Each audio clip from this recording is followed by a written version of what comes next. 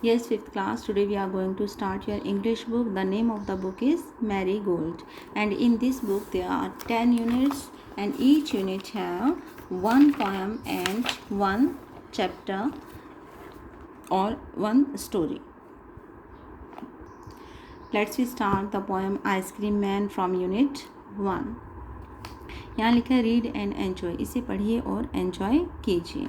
अब देखिए यहाँ पे आपको एक पोएम दी गई है. यहाँ पे एक पिक्चर है. पिक्चर में देखिए एक आदमी है, ये आइसक्रीम मैन है. यहाँ पे बॉटल्स में कुछ रखा हुआ है. कुछ बच्चे हैं आइसक्रीम खा रहे हैं और कुछ बच्चे इनके पास सॉफ्टी है तो इनके पास आइसक्रीम है. तो चलिए first of all we have to read what has written in this cloud, white cloud. Let's start. What is cold, sweet and creamy and wonderful to eat? वो क्या है जो खाने में ठंडा है, मीठा है, क्रीमी है और बहुत अच्छा लगता है. Everyone's favorite treat, especially on a hot summer day, is an ice cream.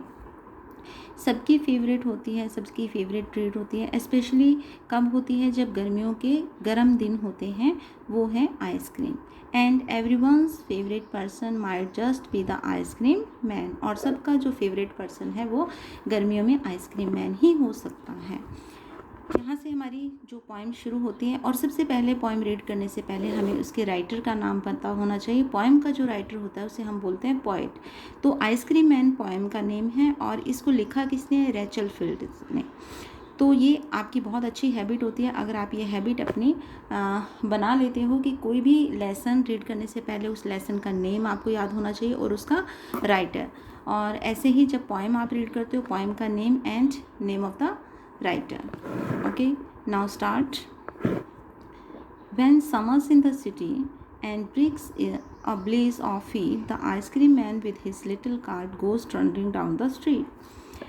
शहरों में जब गर्मी होती है तो ईंटें जो होती हैं, ईंटें आग की तरह गर्म हो जाती हैं. ब्लेज मीन्स होता है फायर.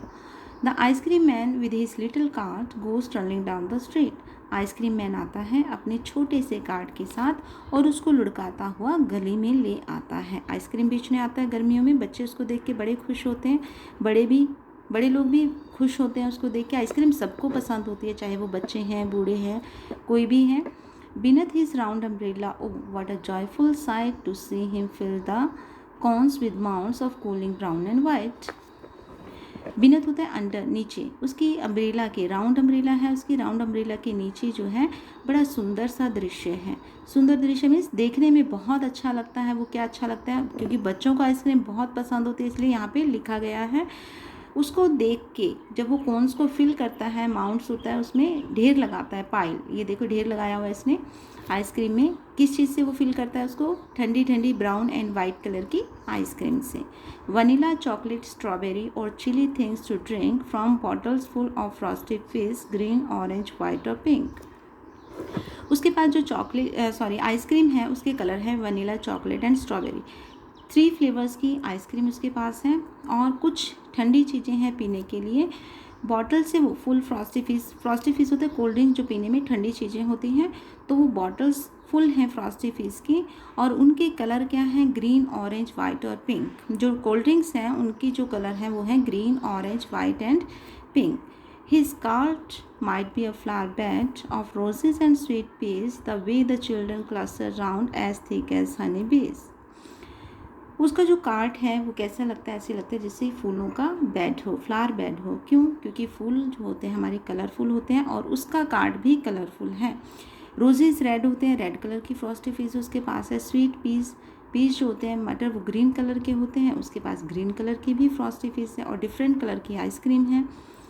और उसके चारों तरफ जो बच्चे इकट्ठे हुए हैं, राउंड में इकट्ठे हैं, वो ऐसे लगता है जैसे कि फूलों के चारों तरफ मधुमक्खियाँ हों. इसलिए इसको फ्लावर बेड से पोएट ने कंपेयर किया है. तो यहीं पे आपकी ये पोएम ख़त्म होती है.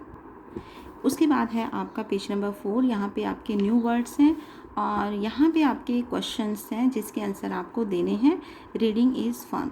अपने पोएम अच्छे से पढ़िए तो आप आंसर दीजिएगा. In which season is ice cream popular. Ice cream किस सीज़न में पॉपुलर होती है? तो आप लिखोगे इन द समर सीज़न. यहाँ पे विच की जगह आपने क्या लिखना है? The summer. In the summer season is ice cream popular.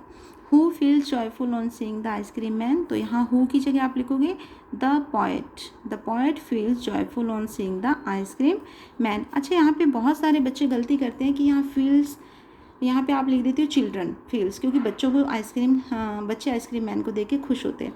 But बेटा यहाँ पे चिल्ड्रन नहीं आ सकता। क्यों नहीं आ सकता? क्योंकि यहाँ पे वर्ब की फॉर्म के साथ एस है। अब वर्ब की फर्स्ट फॉर्म के साथ अगर एस है तो यहाँ पे जो आंसर है वो आपका सिंगुलर पर्सन होगा, सिंगल में होगा। वहाँ पे आप चिल्ड्रन नहीं लिख सकते। चिल्ड्रन जो है एक प्लूरल वर्ड है, उसमें बहुत सारे बच्चों की बात होती है, तो इसलिए आप यहाँ पे पोएट ही लिखोगे, क्योंकि पोएट जो है वो सिंगुलर है। Now question number 3, name the different flavour of ice cream the ice cream man has in his cart. कौन से फ्लेवर है उनके पास? आपने लिखना है the different flavour of ice cream the ice cream man has in his cart are, ARER लिखना है। फिर कौन से आपके vanilla, chocolate and strawberry, 3 flavours उसके पास आइसक्रीम के हैं। Now fourth question, what are the 2 things that the ice cream man is selling. Ice cream man 2 चीज़ें क्या बेचता है? तो आपने क्या लिखना है? The ice cream man is selling ice cream and frosty fish. Ice cream और फ्रॉस्टी फिश वो दोनों चीज़ें बेचता है। फिफ्थ क्वेश्चन है, what is the ice cream cart compare to in the poem. किससे कंपेयर किया गया है? फ्लावर बेड से। तो आंसर में आप लिखोगे the ice cream cart is compare to, यहाँ पे आप लिखोगे the flower bed in the poem. उसके बाद इसके नीचे है having an ice cream on a hot summer day is exciting and enjoyable. गर्मी के मौसम में आइसक्रीम को खाना बड़ा एक्साइटिंग होता है, बड़ा हम एन्जॉय करते हैं उसको खाना। Write about some of exciting and enjoyable things that one can do in the winter season. Winter season में कोई भी इंसान क्या करना पसंद करता है, उसके लिए क्या एन्जॉयबल होता है, आपके लिए क्या एन्जॉयबल होता है। बच्चे अपनी तरफ से भी यहाँ कुछ भी लिख सकते हैं जो उनका सर्दी के दिनों में करने का मन करता है। तो यहाँ ये जो यहाँ पे लिखा है ये रॉन्ग है, तो यहाँ आप लिख सकते हो ईटिंग सैंडविचेस, ठीक है, एंड प्लेइंग प्ले कार्ड से आपको खेलना अच्छा लग सकता है।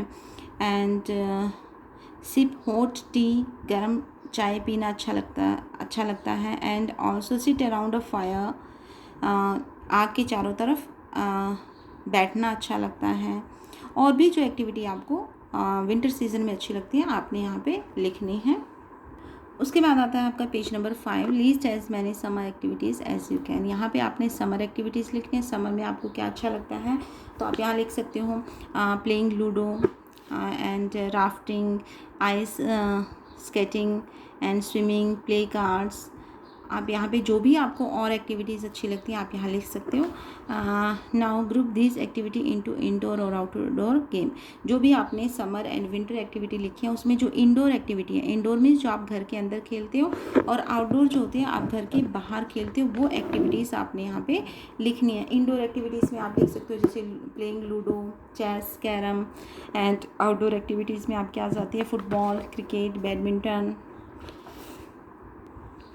उसके बाद है circle the words you get a J sound, one is done for you. इसमें आपने रीड करना है और जिसमें ज की साउंड आती है ज, तो आपने उसको सर्कल करना है। जैसे हनी बीज, एस लिखा बट बोलने में बीज आता है, तो इसको सर्कल किया गया है। एक एग्जांपल आपके लिए, प्राइस, यहाँ पे प्राइस होता है एंड प्राइज, ज की साउंड इसमें आई है।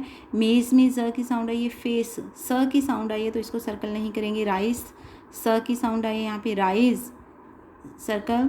ब्लेज, फिज, लेज़ी, यहाँ पे लेसी में आप नहीं करोगे सर्कल। बिजी, ज की साउंड है बट लिखने में एस वाई है, तो जो भी आपकी ज की साउंड है उसको आपने यहाँ सर्कल करना है। रेस, चेस, यहाँ पे दिस, स की साउंड है। रेस, स की साउंड है। एस की स की साउंड है। दीज एंड फ्रॉस्टी, यहाँ पे आपकी ज की साउंड नहीं है इसलिए इनको हमने सर्कल नहीं की। उसके बाद आते हैं page number 7, colour the boxes that have rhyming words. Rhyming word होता है तुकबंदी, जिसमें आपकी तुकबंदी होती है। जैसे city, cart, heat, street. City और कार्ट इसका कोई राइमिंग वर्ड नहीं बनता है, बट हीट, स्ट्रीट, जैसे हिंदी में आप बोलते हैं आना जाना, खाना पाना, लाना, ठीक है। और दिन, पिन, सिन, इस टाइप से आपके जो बनते हैं उसको बोलते हैं rhyming words. ब्लॉज and goes, do और गो, ये नहीं बनता है, तो जिसको मैंने सर्कल किया हुआ है, शेड किया हुआ है, ये आपके राइमिंग वर्ड्स हैं। Heart, yard, label, table, sky, my and race, face, right, night and play, obey. ठीक है, ये आपके राइमिंग वर्ड्स हैं।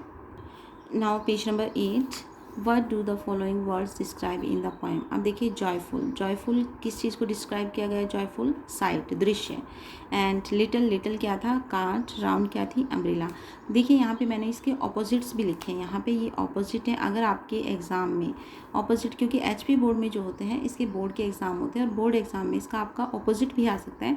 तो जॉयफुल का होता है साइनोनिम है ये, साइनोनिम्स मतलब इसका सेम मीनिंग क्या होगा? Joyful, cheerful, little, small. Round का मतलब होता है ऑल साइड।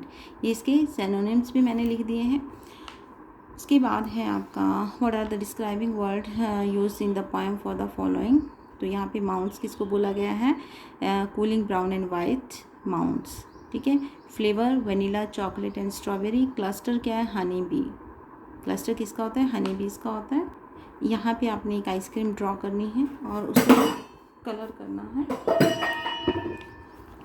उसके बाद आता है आपका पेज नंबर 9। पेज नंबर 9 में have you ever eaten kulfi, the ice cream from North India. North India में जो आइसक्रीम को कुल्फ़ी बोलते हैं। The following sentences describe how it is served but they are not in the correct order. Write the correct number before each sentences. यहाँ पे आपको इसको rearrange करना है। आपको 4 सेंटेंसेस गिवन है, तो इसको आपने रीअरेंज करना है। फर्स्ट नंबर पे क्या लिखा है इसमें? He scoop out the kulfi on a plate. वो ऐसे कुल्फ़ी को निकालता प्लेट में डालता है। Then he pour some sweet syrup over it and serve it. फिर उसमें सिरप डालता है और उसको सर्व करता है।